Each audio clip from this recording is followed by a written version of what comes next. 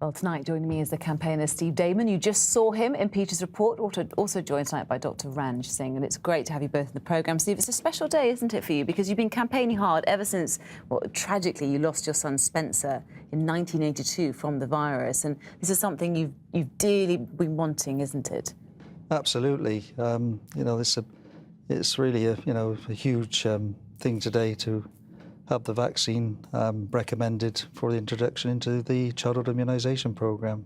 It would be good to talk about Spencer for a little bit, if you don't mind. Yeah. He was so young, wasn't he, when he died from meningitis B? What happened, and how much did you know about the virus before your son contracted it? Well, we knew nothing. He went within 24 hours of showing any illness. He was completely overwhelmed by meningitis, meningococcal septicemia, and we lost him. In fact, when we took him to hospital and they suspected meningitis, I actually gave a sigh of relief. I thought, well, thank God we know what's wrong with him.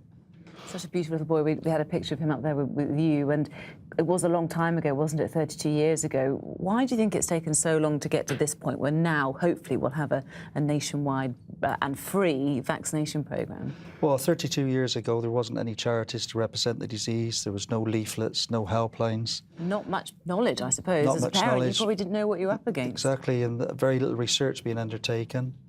And over the years, it's the driving force behind all our activities at Meningitis Now are families that have experienced the disease. And I'm really proud of all of them, like I said earlier, for, they pouring their hearts out, explaining their case histories to draw attention to the disease. Ranj, let's bring you in now. We know more about meningitis, people who are laymen, but it's just the most devastating virus, isn't it? Tell me a bit more about it. That's it. Meningitis, or bacterial meningitis and septicemia, are serious conditions.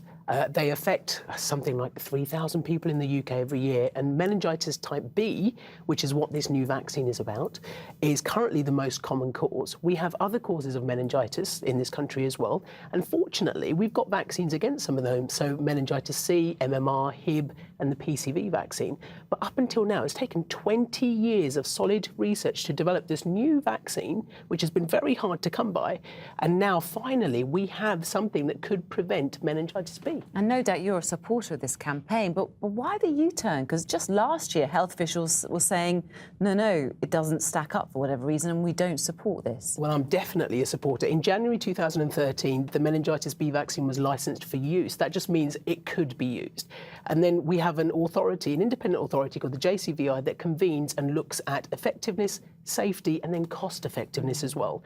And whilst we know that the vaccine is effective and safe, and it has been tested along those lines, it fell on the cost effectiveness side of things, and that was because it was only limited information and evidence at that time. Since then, there's been more evidence, more information that's been sent their way, and they've reviewed their decision, and we haven't reached the end just yet. What they have said is that if it's available at the right price on the NHS, then it would be cost effective. And I suppose, Steve, for you, and you hear about cost and pricing, that must drive you bananas, given what you've been through, because cost should be nothing, really, shouldn't it, for you? Well, absolutely. Meningitis in this, we have one of the highest incidents of bacterial meningitis in the UK. We even have more cases than in the United States. And, we see 50 to 80 deaths every year. Hundreds are left with some form of disablement, and the cost to the taxpayer for looking after people, children that need lifelong support is enormous. Yeah, absolutely. And of course, peace of mind, because once you have a vaccination, your child will be fine. So, Ranj, for people who are watching, who no doubt would like their children to be immunised, when will it happen, if it happens at all? What kind of timeline are we looking at? Well, the manufacturer is very keen to work with the government to offer this vaccine at a cost-effective price, and possibly as soon as summer 2014.